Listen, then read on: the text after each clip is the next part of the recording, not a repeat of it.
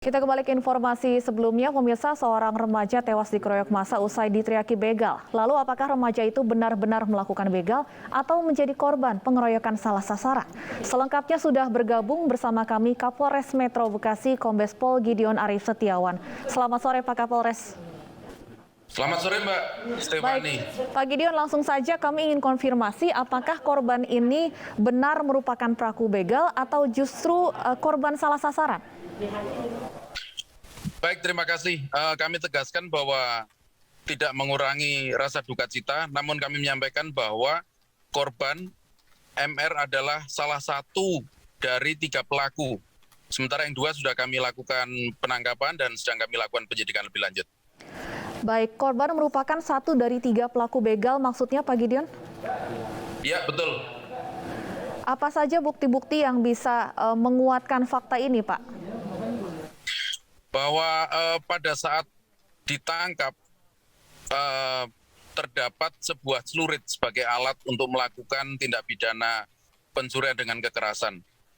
Yang kebetulan yang bersangkutan memisahkan diri dari rombongan sehingga ditangkap terjatuh dan kemudian ditangkap oleh warga. Sudah berapa kali kelompok ini melakukan aksi begal? Dalam keterangan menyebutkan 2 kali, Mbak. Untuk 2 pelaku begal lainnya kami konfirmasi kembali apakah saat ini sudah ditangkap, Pak? Sudah, yang 2 sudah kita lakukan penangkapan dan kami pastikan melakukan penyidikan lebih lanjut. Baik, lalu untuk kasus pengeroyokannya sendiri, Pak, apakah sejauh ini sudah ada warga pelaku pengeroyokan yang diperiksa ataupun ditetapkan sebagai tersangka? Untuk itu kami masih dalam pendalaman penyelidikan apakah terjadi kekerasan secara bersama-sama atau jatuh karena naik sepeda yang tadi karena dia melakukan merasa bersalah kemudian melarikan kendaraannya dan kemudian terjatuh. Ini sedang kami lakukan pendalaman lebih lanjut. Pada saat peristiwa pengeroyokan ini terjadi, apakah korban dan 2 pelaku begal lainnya ini baru saja beraksi, Pak? Iya, persis. Setelah kejadian, kalau bahasa KUHP-nya itu sesaat setelah kejadian diteriakkan sebagai pelaku pidana, kemudian kewaspadaan masyarakat muncul, nah itu kemudian yang bersangkutan juga merasa tidak aman dalam melakukan tindak pidananya, sehingga terjatuh dalam melarikan sepeda motornya. Pada saat itu artinya ketiga pelaku baru saja melakukan pembegalan sepeda motor, begitu? Betul. Yang 1 kebetulan almarhum ditangkap pada saat melakukan kejadian, sementara yang 2 kami upayakan pengembangan sehingga melakukan penangkapan pada hari Senin pada tanggal 14 Februari. Untuk korban begalnya sendiri, Pak, yang sepeda motornya diambil oleh para pelaku, apakah juga sudah dimintai keterangan? Sebagai saksi sudah. Ya. Apa keterangan yang bisa diberikan oleh saksi sekaligus korban ini?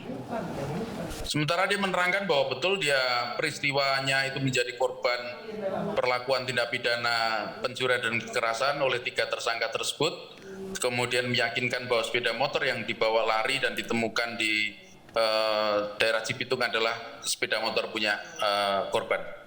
Baik, artinya untuk kasus pembegalannya sendiri sudah ditangkap 2 pelakunya. Lalu bagaimana penyelidikan lebih lanjut terkait dengan kasus pengeroyokan dari salah satu pelaku begal ini, Pak?